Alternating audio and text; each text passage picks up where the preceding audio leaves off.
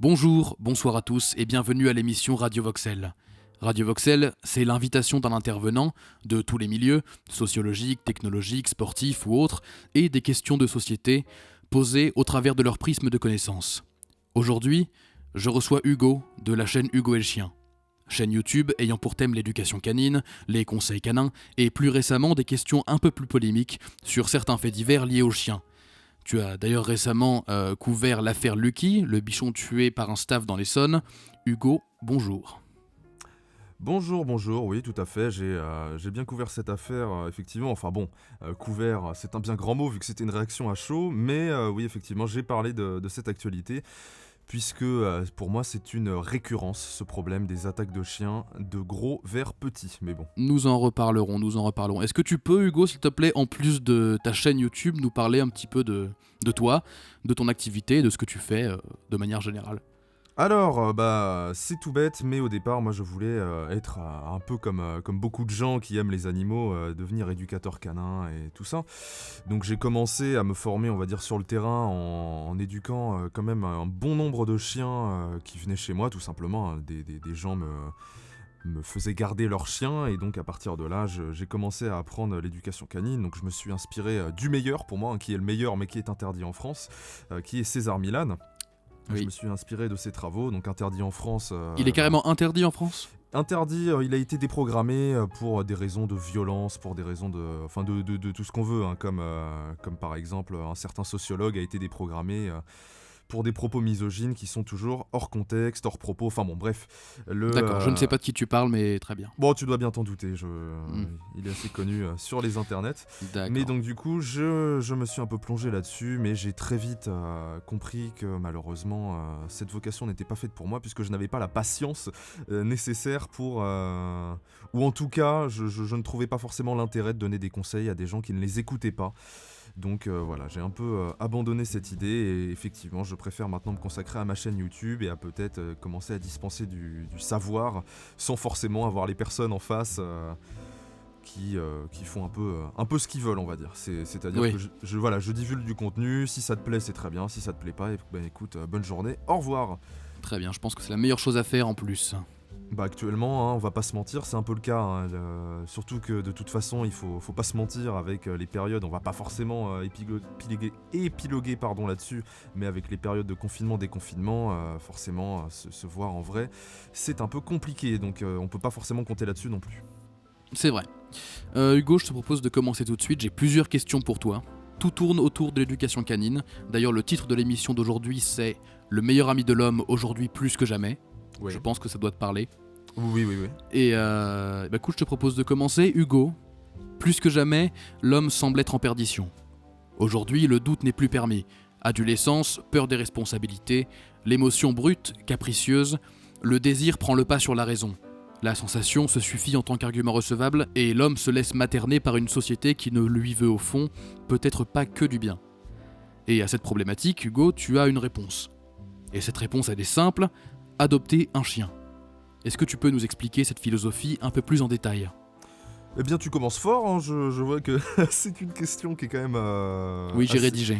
Ouais, qui est quand même assez complexe, qui est quand même... on va sur beaucoup de points à la fois, mais effectivement, oui, pour moi, le chien a une valeur qui est inestimable aujourd'hui, qui est la valeur de prendre des responsabilités, en fait. Le gros problème qu'on voit énormément actuellement dans nos sociétés, même si cette phrase est surutilisée, dans nos sociétés, ce qu'on voit énormément aujourd'hui, c'est que de moins en moins de personnes veulent prendre leurs responsabilités pour la simple et bonne raison que l'État et, à plus forte raison, la société prend la responsabilité de tout pour nous. À leur place, oui. Voilà, à leur place. Je sais pas quel exemple je peux prendre là-dessus, j'avoue que j'en ai pas là-dessus, peut-être que t'en as un sur lequel je peux rebondir. La recherche d'emploi ? Oui, la recherche d'emploi, effectivement, la recherche d'emploi, la recherche aussi de vocation, ce que je vois beaucoup. Hein. Oui, tout à fait. Je ne suis pas un modèle dans la matière, et bien au contraire, mais c'est bien parce que je l'ai vu de moi-même que je peux en parler. Par exemple, dans tout ce qui est cycle d'orientation, on ne cherche plus à travailler pour voir ce qu'on est capable de faire, on cherche à aller dans des salons de l'étudiant et à se faire guider par des gens qui eux-mêmes sont des catégories C de la fonction publique. Donc à un moment, je ne veux pas forcément être méchant vis-à-vis de ça, mais il y a toujours une démarche de faire en sorte qu'on qu'on attende que ça soit l'autre qui nous donne les solutions. Mhm. C'est un truc que je dis tout le temps, qui est que les gens ne cherchent plus de solutions aujourd'hui, mais cherchent à se plaindre. Et pour moi, avoir un chien, c'est une solution, ça fait partie des solutions, puisque c'est tout con, mais à partir du moment où on a la responsabilité d'une vie, et ben en fait on a la responsabilité d'une vie. Alors dit comme ça peut être un peu débile, mais responsabilité d'une vie, ça veut dire quoi ? Ça veut dire qu'on a entre les mains un prédateur, qui est le chien, ce qu'on oublie souvent, hein, pour beaucoup, les chiens... Oui, absolument. Pour les gens, les chiens, c'est des peluches, c'est des jeux, c'est des jouets pour les enfants et tout ça. Non. Le chien, à la base, c'est un prédateur, c'est le descendant du loup, c'est le descendant direct du loup, au même titre que le coyote, me semble-t-il. Hein, je vais pas dire de bêtises, mais ça Je fait n'ai pas partie cette info, donc... Voilà, des hyènes et de tous ces trucs-là, où en fait, ce sont des canidés qui descendent tous à peu près de la même branche. Les chiens, en gros, c'est des loups qui se sont mêlés à l'homme, mais de base, ça reste des prédateurs. Donc, quand on a la responsabilité d'un prédateur, on a la responsabilité de ce qu'il fait.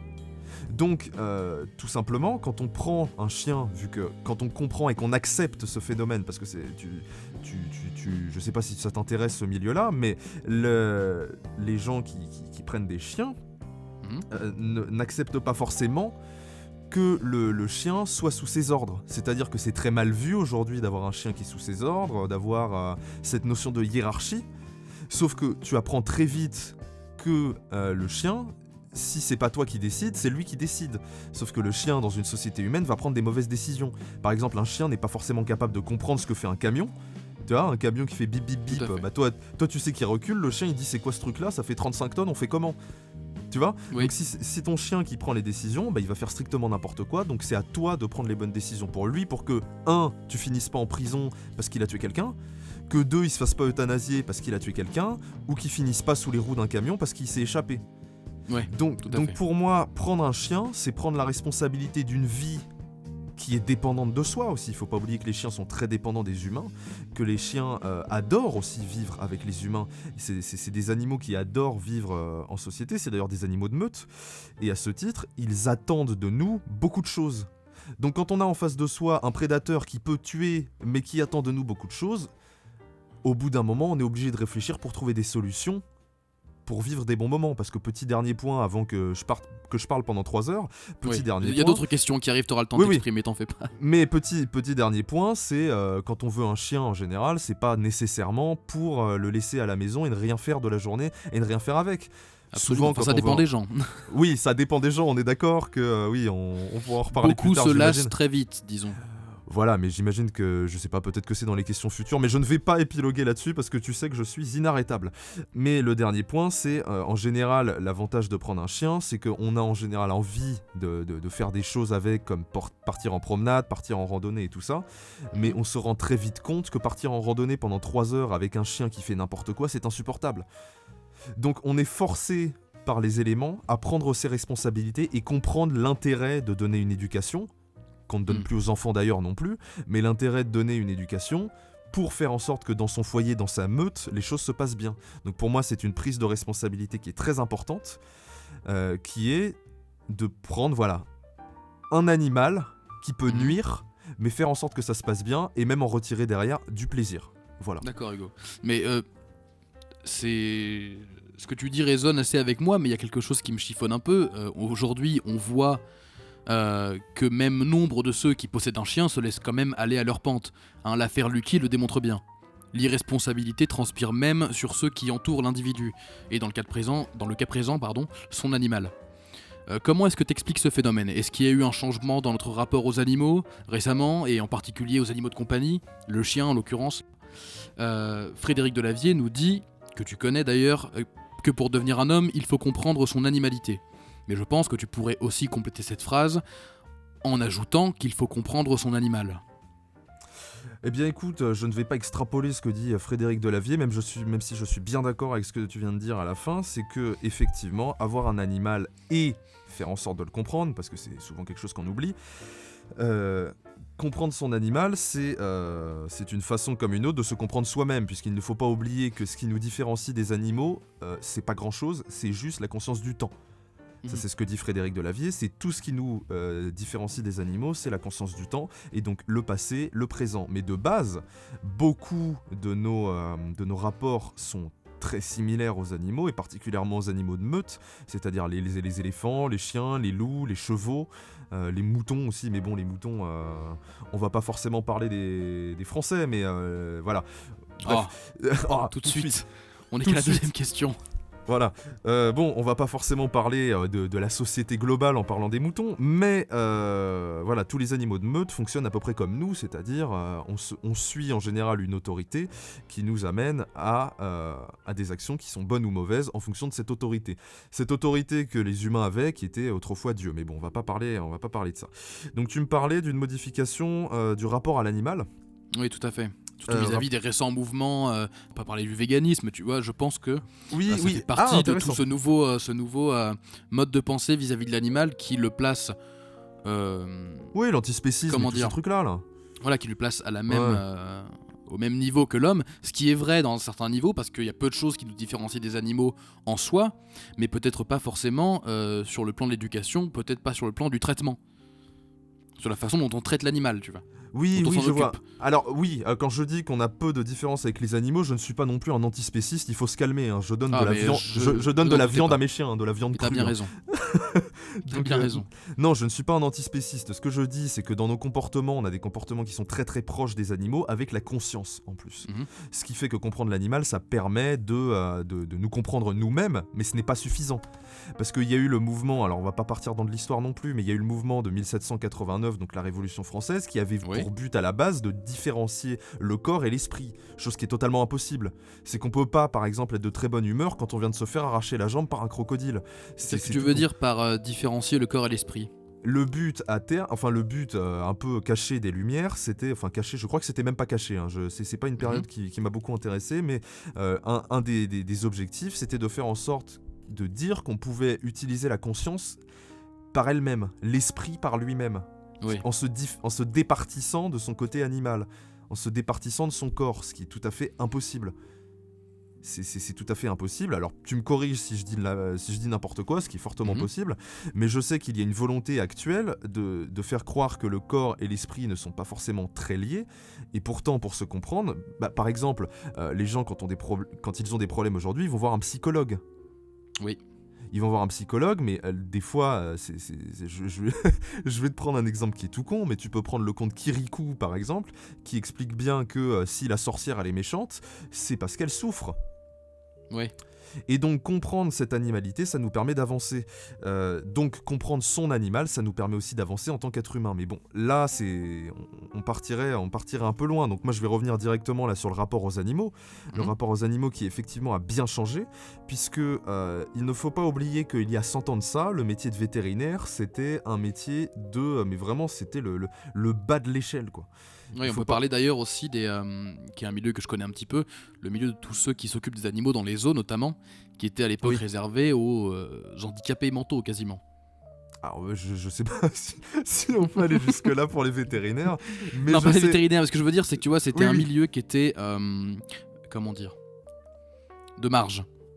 C'était un milieu de marge.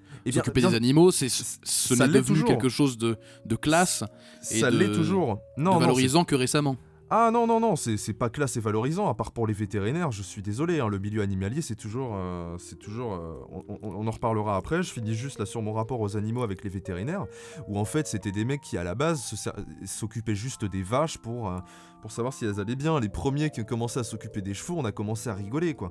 Qu'est-ce que tu fais à t'occuper d'un cheval? On s'en fout, tu vois, le cheval il a la patte cassée, on le tue, on le bouffe.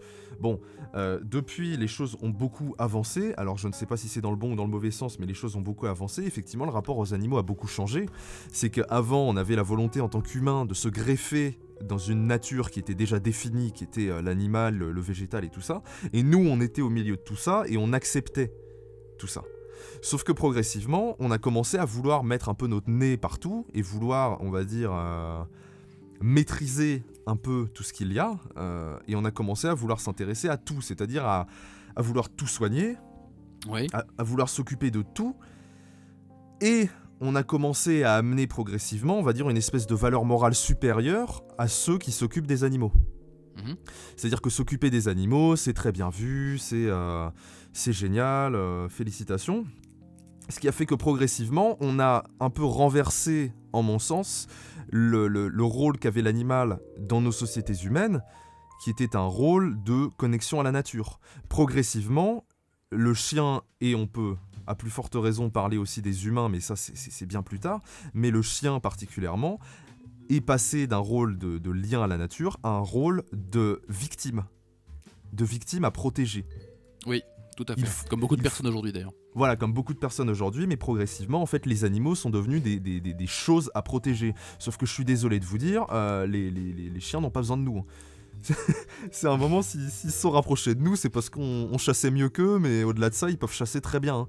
Ils n'ont pas besoin de nous, ils se sont rapprochés pour ça, mais les gens ont vraiment cette volonté aujourd'hui de vouloir tout protéger, en fait un aspect un peu maternel, très malsain qu'il peut y avoir derrière, qui fait que le rapport aux animaux a extrêmement changé et très radicalement. Pour que maintenant on ne cherche plus à avoir une relation amicale avec son chien, on cherche à avoir une relation de protégeant, protégé si on veut. Un peu comme les gens qui vont faire de l'humanitaire, qui n'y vont pas pour aider les gens à s'en sortir, mais qui y vont pour se donner la bonne conscience d'aller aider des gens dans le besoin, alors qu'en réalité, ça ne les aide pas vraiment. Oui. Et donc là, voilà, pour ce rapport aux animaux, sur l'affaire Lucky, effectivement, il y a un changement de dogme qui est que maintenant, on ne cherche plus à avoir une relation comme je te l'ai dit, mais on cherche à protéger. Et c'est pour ça que progressivement, les gens ont été beaucoup plus attirés vers des petits chiens qui rappellent les bébés, tout simplement. Les bébés que les gens ne veulent plus faire pour des raisons écologiques, pour des raisons je ne sais pas quoi. C'est un très, très, très grand sujet, ça. Ah oui, mais soi-disant que faire des enfants serait à la fois égoïste et non écologique. Bon, bref, on va passer là-dessus. Mais de plus en plus, les gens assimilent les chiens, donc qui sont des prédateurs adultes, à des bébés humains qu'ils ne veulent plus faire. Donc, dans l'affaire Lucky, le petit bichon, donc malgré tout ce qu'on peut dire du staff, le petit bichon répondait à cet appel de petit chien mignon qu'on a protégé. J'ai d'ailleurs eu contact avec son propriétaire qui m'a dit... Attends, avant de partir à l'affaire Lucky, la question va arriver à ce sujet-là. Ouais. Donc si tu veux garder cette petite anecdote pour un peu après, tu la gardes de côté et on va en parler. Je profite d'un instant pour vous rappeler que vous écoutez l'émission Radio Voxel sur la chaîne Axel Voxel, podcast, doublage et livre audio, à retrouver prochainement sur le site axelvoxel.com, et que nous avons avec nous Hugo de la chaîne Hugo et Chien, dédiée à l'éducation canine, aux conseils pour les maîtres et des entretiens téléphoniques au cas par cas. Tous les liens seront évidemment dans la description pour ceux qui souhaiteront en savoir plus. D'ailleurs, je vous recommande chaudement d'aller y faire un tour et de vous y abonner, c'est du très très bon contenu. Et c'est du contenu trop rare en France. T'abuses, c'est trop gentil. Je vais continuer, j'ai une autre question pour toi qui va rebondir sur ce que tu disais à la fin. On vit dans une époque, dans une région du monde où la liberté individuelle est la valeur qui semble être favorite parmi toutes les autres, surpassant la moralité, le bon sens et la précaution. Aujourd'hui, l'image du chien en laisse renvoie pour beaucoup de regards extérieurs à l'image de la domination du maître sur son animal, le chien n'étant plus réduit qu'au statut de serviteur. Alors, on pourrait simplement critiquer cette idée en dénonçant l'anthropomorphisme dont sont coupables ceux qui défendent ce point de vue, mais le problème va sans doute encore plus loin que ça. Selon toi, quels sont les dangers de cette empathie mal placée, pour le chien, pour l'homme et pour leur développement à tous les deux ? Eh bien écoute, question complexe encore, mais pour revenir au début de ta question, si je me souviens bien, c'était... On vit à une époque, dans une région du monde où la liberté individuelle, c'est la valeur qui semble être favorite parmi toutes les autres. Oui, donc la liberté semble favorite parmi toutes les autres. Effectivement, on nous vend une liberté. Ce n'est pas, je suis désolé, une liberté réelle, c'est une liberté d'être esclave de ses pulsions.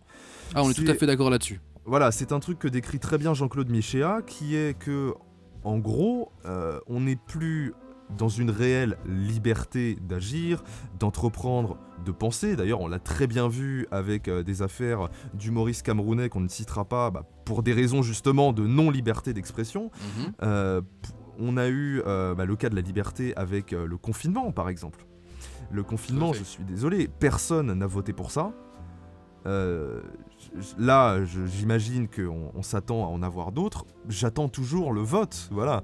On est censé, Ah non, mais oui, c'est on est clair. censé être dans une démocratie, mais du jour au lendemain, on me dit non, tu peux pas sortir. Bon, voilà. Effectivement, on nous parle tout le temps de liberté, mais la liberté dont on parle, c'est la liberté de consommer, c'est la liberté de jouir de ces mouvements, enfin, pas de ces mouvements, mais de jouir des plaisirs, mais jamais de jouir de la construction. C'est vrai. C'est-à-dire que il est tout à fait possible, par exemple aujourd'hui de manière tout à fait légale, d'aller. Je ne critique pas, je ne dis pas que ce n'est pas bien, mais il est tout à fait légal d'aller dans des clubs échangistes. On se rappellera d'ailleurs que pendant la période de confinement, les boîtes de nuit étaient fermées, les bars étaient fermés, mais pas les clubs échangistes.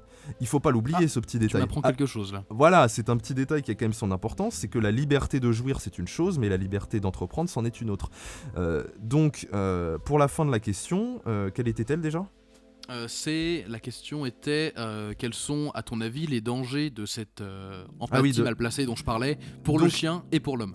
Voilà, donc un truc que je vois très souvent, moi, en tant que propriétaire de 3 chiens et à force d'observer les gens dans la rue, sachant que je suis dans une grande ville, c'est que beaucoup de maîtres imaginent que le rêve d'un chien, moi c'est ce que j'appelle le rêve mal placé du millionnaire, c'est-à-dire c'est la vision du millionnaire par une personne venant des couches populaires, pour rester poli, qui est que le rêve absolu, c'est d'obtenir des millions d'euros pour pouvoir être sur un yacht, siroter du champagne et rien faire de sa vie.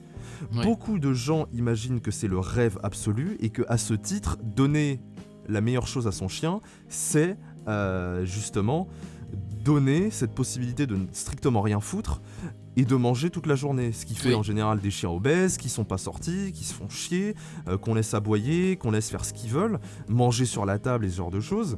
Et en général aussi dans la rue, c'est des chiens à qui on va laisser sentir tous les autres chiens, à qui on va laisser...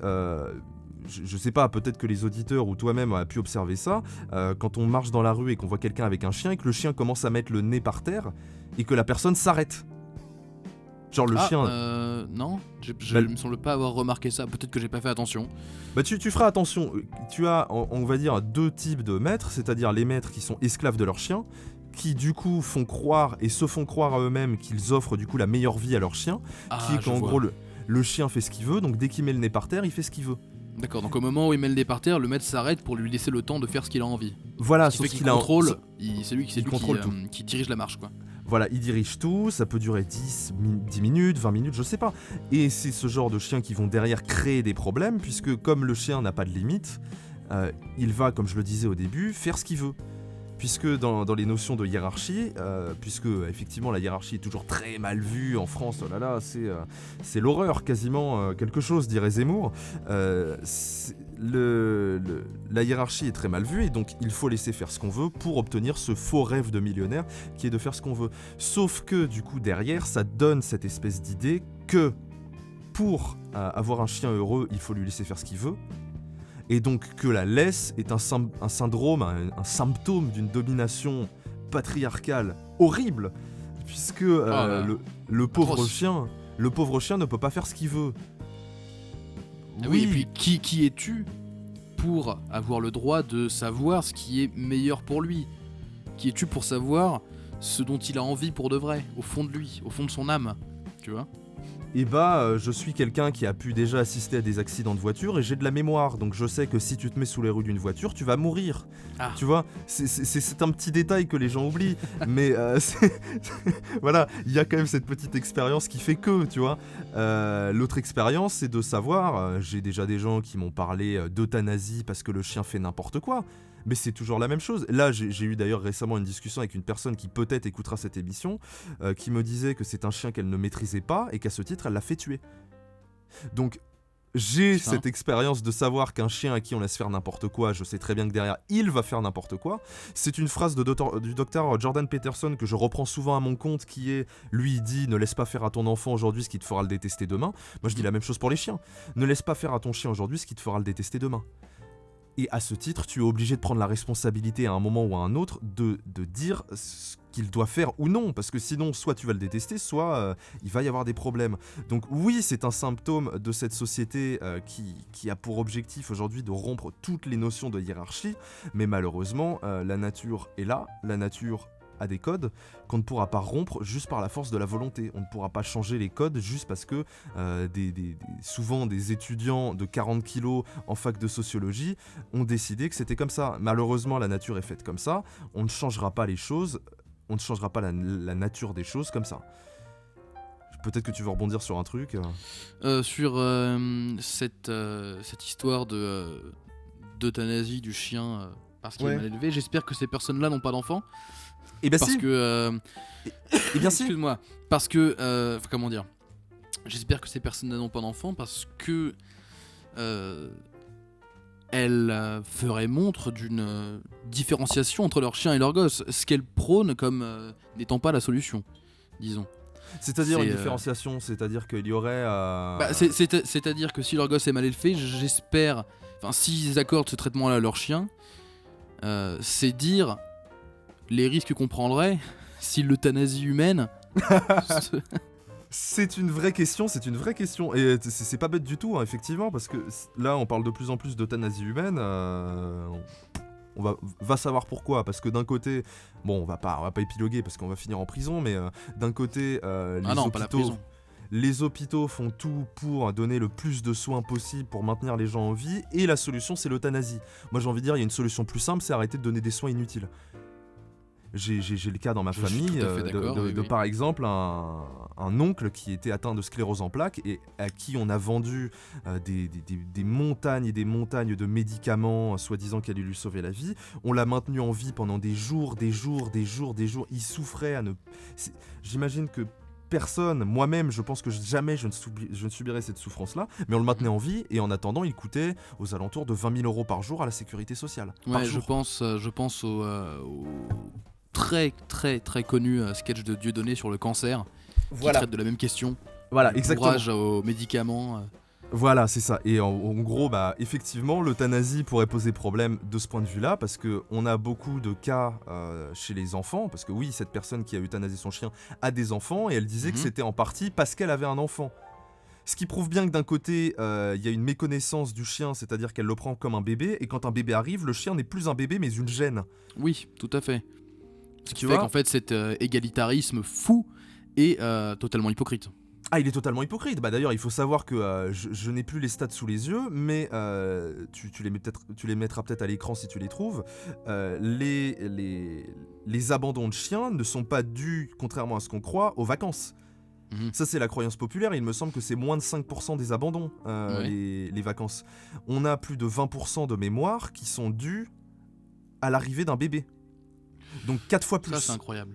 Et pourtant, les spots de pub contre l'abandon, c'est toujours plus ou moins à cause des vacances. Oh là là, on voit bien il l'a abandonné, voilà, sur une aire d'autoroute. Mais c'est vrai que du coup, la question se pose pour l'euthanasie des enfants, même si on n'y est pas encore, mais on ne sait pas. Hein. De toute façon, c'est comme le mariage gay où on nous disait en 2014, le mariage gay ne va pas ouvrir à la PMA. De quoi on parle ces derniers temps ? Bon, bref, revenons au sujet. Voilà, pour revenir au sujet de ces enfants, on a depuis une trentaine d'années facilement, de plus en plus de parents qui abandonnent le rôle puisqu'ils laissent faire ce qu'ils veulent à leurs enfants, sauf que arrivé la période de l'adolescence, les enfants font strictement n'importe quoi. Le nombre d'enfants qui sont internés de force dans des hôpitaux psychiatriques ou dans des pensionnats, c'est monstrueux, c'est un truc qu'on a beaucoup de mal à imaginer, mais rien que dans mon entourage, j'ai plusieurs cas comme ça. Et pourtant, je ne viens pas d'un milieu où les gens sont particulièrement toxicaux ou quoi que ce soit, même bien au contraire. Moi, je viens de la classe moyenne la plus normale du monde, et j'ai eu des cas comme ça dans mon entourage. D'internement psychiatrique de force, de parents qui demandent à interner leurs gamins, parce qu'ils n'arrivent plus à les gérer, parce qu'ils n'ont donné aucune limite. Donc d'un côté, pour rester aux chiens, on va les euthanasier ou les abandonner, parce que je crois que les abandons pour cause de comportement, c'est 40%. Ouais. Tu vérifieras, mais il me semble que c'est ça. Donc on a la solution de l'abandon ou de l'euthanasie. Ce qui fait que cette hypocrisie de croire qu'on peut tout laisser faire pour donner la meilleure vie finit très souvent avec un abandon ou la mort. Donc effectivement, quand tu parlais d'empathie mal placée, il y a toujours cette différence entre ce qu'on voudrait que soit la société, ce qu'on aimerait que soient les choses, c'est-à-dire un monde de bisounours, et ce qu'elle est vraiment. Oui. C'est que si tu laisses faire ce que tu veux un pitbull, et bah ça finit comme l'affaire Lucky. Oui. C'est vrai. Voilà. La question du Ou pitbull en plus, c'est... Et l'affaire Vas-y, je t'en Curtis aussi. L'affaire Curtis également. Ouais, l'affaire Curtis, si je me souviens bien, c'est la femme, la joggeuse enceinte qui s'est fait tuer par un pitbull. Joggeuse enceinte, elle est chaude quand même. non, elle était juste en train de se promener. Je sais pas pourquoi j'ai dit joggeuse. Parce qu'il y a eu aussi une affaire avec une joggeuse qui s'est fait bouffer par des Rottweilers. Okay. Mais c'était l'affaire Elisa Pelarski ou je sais plus quoi, qui en fait avait acheté avec son copain des pitbulls qui venaient d'un élevage de combat. Et à qui ils ont laissé faire strictement n'importe quoi, et ben le chien s'est retourné contre elle. Ouais, et ben voilà. Alors paix à son âme, mais bien fait pour sa gueule. Le truc c'est que si les enfants avaient des crocs énormes et une force de mâchoire d'une tonne, ils feraient sans doute la même chose, mais comme c'est la même question que pour les petits chiens, comme ils sont pas dangereux, la question ne se pose jamais, vu qu'ils ne t'attaqueront sans doute jamais, en tout cas pas mortellement. Et c'est tout le problème de l'adolescence, c'est qu'à partir de l'adolescence, les choses changent. Oui. À partir de l'adolescence, un adolescent peut décider de prendre un couteau. Oui. Un enfant a beaucoup plus de mal, puisqu'on peut le maîtriser. Un adolescent, c'est beaucoup plus difficile à maîtriser. S'il décide de prendre de la coke, de prendre un couteau, de faire quoi que ce soit, il peut le faire. Et donc, effectivement, ça peut être un parallèle intéressant de la sociologie des petits chiens avec la sociologie des parents envers les enfants. Oui. Qui est que si ce n'est pas dangereux, on laisse faire, et dès que ça devient dangereux, on perd les pédales. Oui, c'est vrai. Écoute, je te propose de parler un petit peu, j'aimerais revenir sur l'affaire Lucky, ton expérience personnelle, parce que tu as couvert l'événement, tu as sorti une vidéo qui parlait de cette affaire, ce fameux du coup bichon tué par un staff dans l'Essonne, c'est ça ? Ouais, c'est ça. Donc cette vidéo a été la plus visionnée de ta chaîne, félicitations, et elle a suscité beaucoup de réactions, beaucoup de commentaires, de soutien, mais aussi pas mal d'antagonisme. Tu passes pour certains comme trop extrême, trop peu compatissant à l'égard du petit chien, et bien sûr, tu commets le péché originel. Oh. Mettre en cause la responsabilité des maîtres des deux côtés. L'horreur. L'horreur. Qu'est-ce que ça nous apprend sur la mentalité des Français ? Parce que je suis désolé, c'est un problème qui est quand même français, sur l'élevage canin, selon toi. C'est tout à fait vrai, c'est une mentalité française, mais par contre je tiens quand même à faire une petite correction, ce n'est pas la vidéo la plus vue, mais la vidéo qui a le plus performé, on va dire le plus rapidement, c'est-à-dire que la plus vue ça reste ma vidéo Garde à vous avec Ibis, où j'avais traité le problème d'un Jack Russell qui était soi-disant agressif alors qu'en réalité il avait juste pas de règles. D'accord, alors ma faute. Voilà, non pas de souci, mais voilà, c'est vrai que c'est une vidéo qui a bien marché. Niveau commentaires, j'étais assez étonné puisque je pensais très honnêtement me faire lyncher. Je vais pas mentir.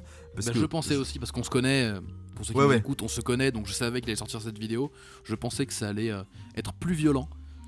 Oui, mais je pensais vraiment me faire lyncher, parce que comme tu le disais, c'est une mentalité française, j'y reviendrai, comme tu dis, le péché originel de mettre en cause les deux camps, mais ce qu'il ne faut pas oublier, c'est que c'est une façon de m'exprimer. Alors effectivement, j'ai été un peu dur, un peu extrême, j'ai utilisé des propos qui étaient tels quels, j'ai pas cherché à partir par tous les chemins, mais il ne faut pas oublier que cette façon politiquement correcte de parler...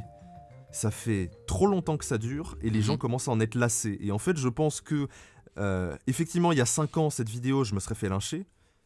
Mais de plus en plus, les gens s'intéressent à, on va dire, à une pensée plus franche. On peut le voir d'ailleurs avec l'affaire Papacito, Papacito contre Mélenchon, où, assez étonnamment, on aurait pu penser qu'il y aurait eu un soutien massif pour Jean-Luc Mélenchon, mais en réalité, c'est tout l'inverse. C'est que des gens qui de base étaient plutôt politiquement corrects vont commencer à se greffer à des mouvements qu'on appelle de la fachosphère, qui sont en gros des pensées qui sont plus brutes, mais plus réalistes. Donc ce que j'ai envie de dire, c'est que soit il y a d'un côté un réveil de la population, qui en a un peu marre de cette façon un peu gentille de parler des choses. Je vous invite d'ailleurs à regarder la vidéo du Parisien, qui était vraiment ultra compatissante à l'égard du maître du petit bichon. C'est triste, je suis d'accord, mais à un moment, voilà, il faut peut-être parler à l'autre aussi. Il faut peut-être avoir d'autres éléments et pas juste dire c'est un connard parce que c'est un staff. Oui, bien sûr, mais cette mentalité toujours de soutenir, c'est très actuel ça, De soutenir toujours la soutenir victime. La victime coûte que coûte, même sans remettre en question la responsabilité de chacun, parce que Voilà. le staff était plus gros et il a défoncé le bichon évidemment. Il y a cette, on va pas dire cette maladie, mais il y a un biais. Voilà, il y a un biais qui est qu'il faut toujours défendre la victime et que la victime n'est jamais responsable de rien. J'ai eu par exemple en commentaire quelqu'un qui me disait que tu n'es pas responsable d'une agression. Oui, d'accord, mais par contre tu peux l'éviter. Tout à fait. C'est-à-dire que, par exemple, j'ai envie de vivre, par exemple. Si je vais sur une zone militaire et que je balance des pétards, Ah là, ça va pas bien se passer. ça va pas bien se passer. Effectivement, je n'ai pas la responsabilité de me faire tirer dessus, mais à un moment, je l'ai quand même cherché. Bien sûr.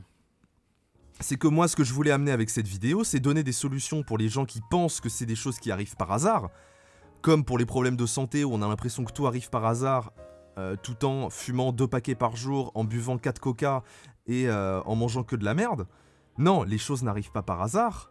Donc quand ça arrive, c'est triste.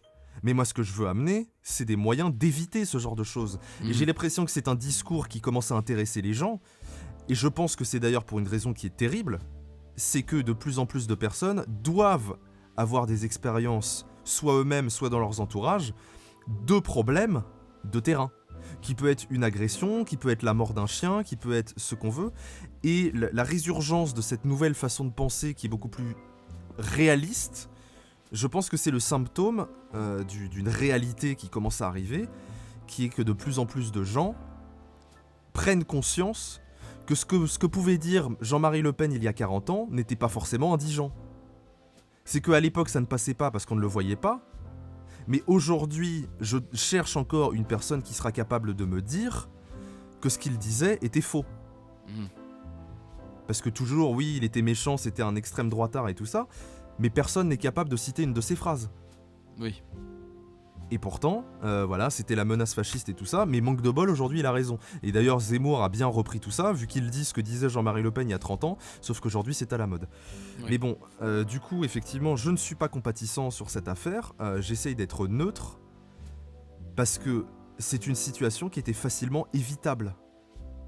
Comme je ne serais je ne serais pas spécialement compatissant, par exemple, je n'ai pas été spécialement compatissant de l'affaire, je ne sais plus, je crois qu'il s'appelait Steve ou un truc comme ça, du mec qui était complètement arraché, qui a sauté d'un pont et qui s'est noyé, et on a dit c'est de la faute de la police. J'étais pas spécialement compatissant parce que le mec, déjà, qu'est-ce qu'il faisait de nuit, complètement arraché, sur un pont, à défier la police. Je ne prends parti ni pour l'un ni pour l'autre, mais je ne suis pas spécialement compatissant.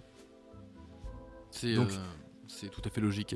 Voilà, j'essaye d'avoir une vision un peu neutre, ce que la justice ne fait plus depuis quelques années déjà, mais qui est qu'on peut éviter des situations. Par exemple, si on ne veut pas se retrouver noyé dans la Loire, on ne va pas à une soirée avec de la coke, du shit, alors que la préfecture a dit on va vous pêcher. Ouais. C'est des situations qui sont évitables. Après, il y a le tabou ultime de dire que si on ne veut pas se faire agresser ou violer, on ne se rend pas dans les cités chaudes. Oui, mais on a le droit d'aller partout en France. Non, il faut voir la réalité des choses. Il y a des coins qu'on ne peut plus fréquenter. Donc, il y a une réalité à éviter. Tout à fait. C'est exactement ce que je disais tout à l'heure sur la liberté individuelle qui prime sur le bon sens et la précaution. Voilà, mais la liberté individuelle, il faut se rendre compte à un moment que la liberté individuelle, c'est aussi, comme je le disais tout à l'heure également, c'est maintenant, on devient esclave de nos pulsions, et je ne vais pas aller sur ce terrain, même si tu sais que ça me démange, mais les pulsions ne sont pas les mêmes pour tout le monde. Oui. Nous n'avons pas les mêmes pulsions en fonction on va dire, des cultures.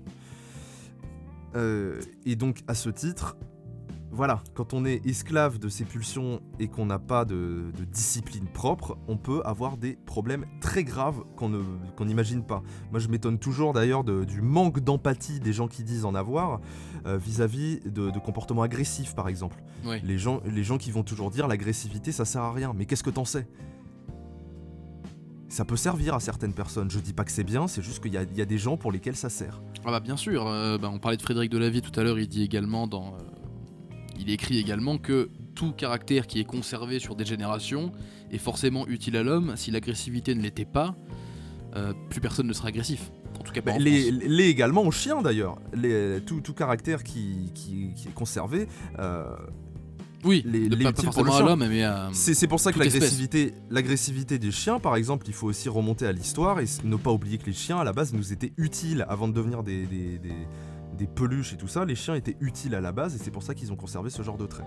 Mais du coup, là, voilà, pour un peu conclure sur cette question, effectivement, j'ai commis le crime ultime de vouloir, responsabiliser les deux camps. Puisqu'on y revient, je le disais tout à l'heure, la responsabilité c'est quelque chose d'horrible aujourd'hui. Ouais, ce qui est très mal poli. C'est très mal poli d'être responsable, c'est ah mon dieu, l'horreur. Sauf que la responsabilité, ça permet d'éviter des situations. Et donc, dans le cas de ce petit Lucky, pour moi, c'était facilement évitable. Par exemple, au lieu de demander au staff de mettre la laisse, en commençant par la mettre soi-même, la Oui. laisse. Juste ça. Donc, bon, visiblement l'affaire est un peu plus complexe que ça, mais voilà, c'est un petit détail qui a quand même son importance. Ouais, tout à fait plus complexe. Tu nous disais tout à l'heure, t'allais dire quelque chose sur un coup de téléphone que tu as eu, me semble-t-il. Oui. Si tu veux en parler, c'est le moment. Alors, du coup, pour revenir là-dessus, l'histoire est un peu plus complexe. Enfin, en tout cas, de ce que m'a dit le maître, hein, moi je garde quand même mes distances avec ce que disent les gens, puisque sous le coup de l'émotion, sous le coup de plein de choses, on peut avoir envie de dire les choses qui vont dans notre sens en Le essayant maître de d'être qui exactement? le maître du petit chien, je D'accord. précise. Voilà. Donc, qui m'a appelé pour clarifier la situation. Alors, c'était pas du tout pour m'insulter, au contraire, il a été très cordial, il était même assez intéressé de ma vision, de dire effectivement c'est quelque chose qu'on aurait pu éviter, sauf que lui a voulu clarifier la situation où effectivement je prenais non pas parti pour le staff, mais je le défendais sans le connaître, alors que probablement, selon ce qu'on dit, j'ai eu aussi le témoignage d'un autre voisin de cette affaire. Apparemment le staff était quand même connu pour des faits de violence. Donc ce n'était pas un inhabitué, on va dire, de ce genre de problématique, mais ce qui m'a énervé, c'est pour ça que j'étais pas forcément de très bonne humeur dans cette vidéo, ce qui m'a énervé avant tout, c'est que comme d'habitude ce sont les chiens qui prennent pour justement l'irresponsabilité de leur maître. Tout à fait, tout à fait. Mais d'ailleurs, si justement le staff était connu pour des faits de violence, ça remet encore plus en cause le manque de responsabilité des maîtres du bichon. Ah mais tout à fait. Qui aurait tout à dû fait. savoir, qui aurait dû, en plus d'avoir un principe de précaution de base, être au courant et savoir que c'était risqué. Mais tout à fait. De la même façon que je ne vais pas traîner, par exemple, je ne sais pas moi, si je sais que quelqu'un se promène souvent avec un couteau dans la rue, si je vois cette personne, je vais l'éviter. Mais les pro-liberté vont me dire oui, mais tu es dans ton droit de marcher dans cette rue.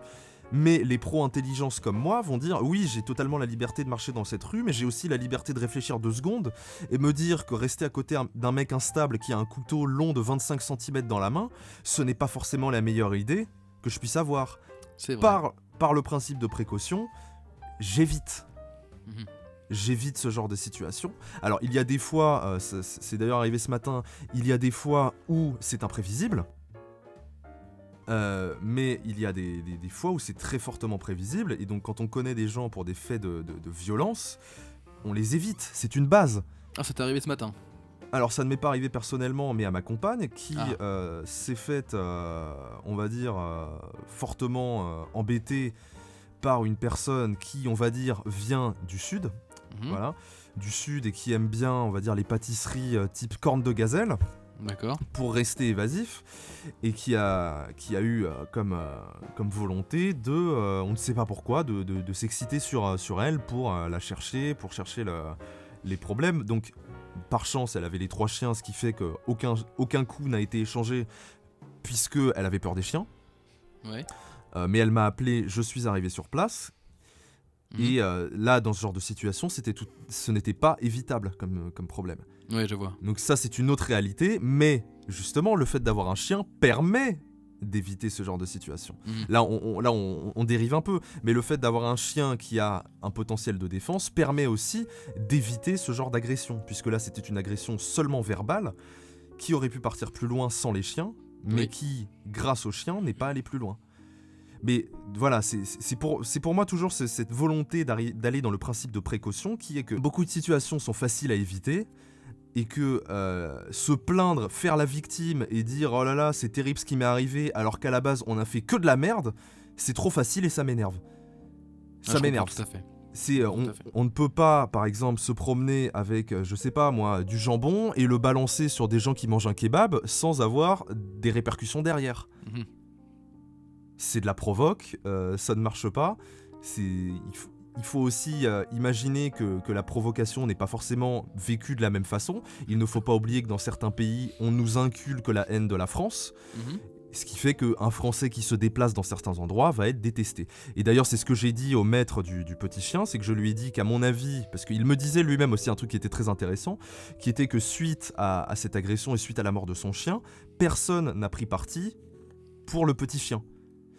Sur le coup, tout le monde était contre le petit chien. Tout le monde D'accord. était pour le staff et tout le monde contre le petit chien. Et ce que moi je lui ai dit, c'est que très probablement, un petit chien, ça véhicule l'idée des bobos, c'est-à-dire des gens qui ont de l'argent. Ouais. Les staffs, pas forcément. Et donc il y a, on va dire, un rejet de tout ce qui peut amener à, non pas à l'argent, mais en tout cas à ce qui fait penser à un certain confort. Ce Ouais. qui fait que voilà, il y a une jalousie et le fait de paraître riche aux yeux de certaines personnes peut être vécu comme une provocation. Tout à fait. Ce qui fait qu'on hésite.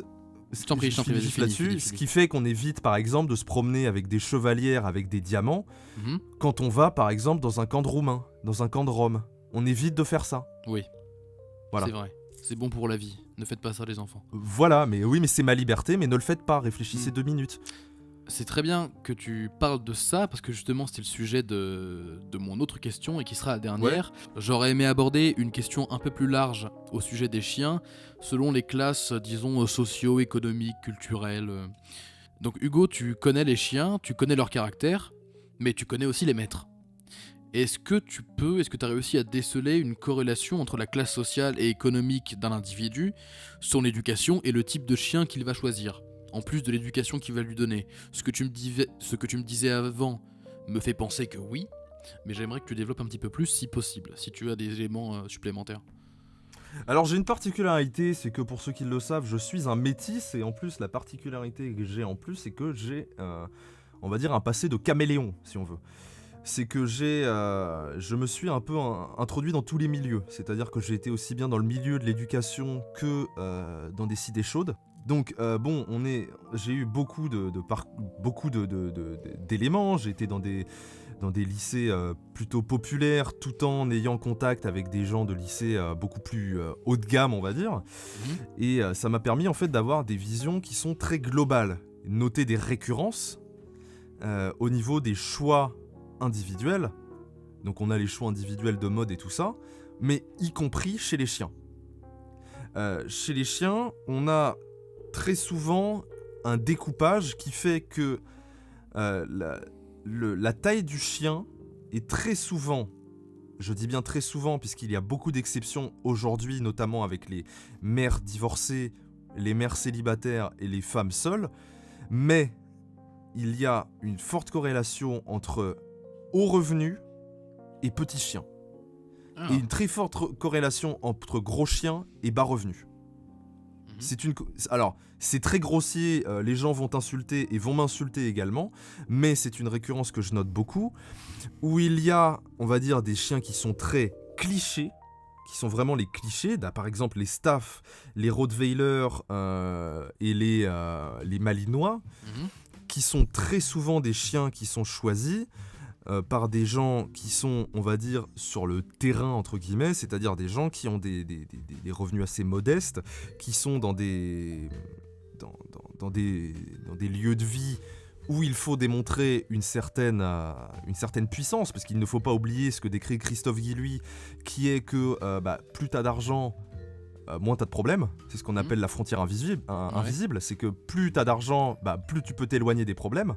ce que les gens oublient souvent, hein, c'est que les gens qui sont de gauche, sans vouloir être méchant, mais les gens qui sont de gauche et qui gagnent 10 000 € par mois, excusez-moi, mais vous êtes des purs hypocrites.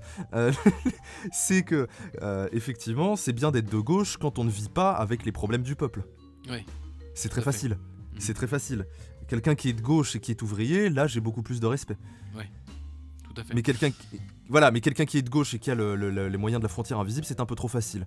Donc dans ce genre d'endroits où on a des problématiques qui sont un peu plus récurrentes de violence, de cambriolage, de dégradation et tout ça, le fait d'avoir un gros chien permet à beaucoup de personnes de se défendre, d'avoir une sensation de puissance puisqu'ils n'ont pas forcément pris de cours de boxe ou quoi que ce soit. Et c'est pour ça qu'il y a cette récurrence du gros chien, pour moi, dans les catégories assez populaires, et également chez les campagnards, mais là par contre chez les campagnards, où c'est beaucoup plus justifié par la protection également, mais la protection contre les intrusions et pour la protection du terrain également. Ouais. A l'inverse, dans le milieu de l'équitation, ça c'est toute personne qui a fait de l'équitation pourra témoigner en commentaire, je vais pas dire une bêtise, mais 80% des chiens sont soit des border collie ou bergers australiens, c'est à peu près la même chose, soit des Jack Russell, soit des pinschers nains. J'ajouterai toutes les images pour ceux qui ne voient pas la race. Oui, voilà, donc tu les montreras, mais c'est des chiens qui sont, pour le pinscher nain et le Jack Russell, c'est des chiens qui font moins de 10 kilos. Pour le border collie et le berger australien, ça dépasse très rarement les 20 kilos, mais c'est des chiens qui sont extrêmement populaires, parce que ce sont des chiens qui n'ont aucune utilité ici. C'est des chiens qui sont à la base pour le pinscher et Jack Russell destinés à la chasse, ce que quasiment plus personne ne fait. Et pour le border et le berger australien, c'est des chiens de berger qui ne servent plus à garder.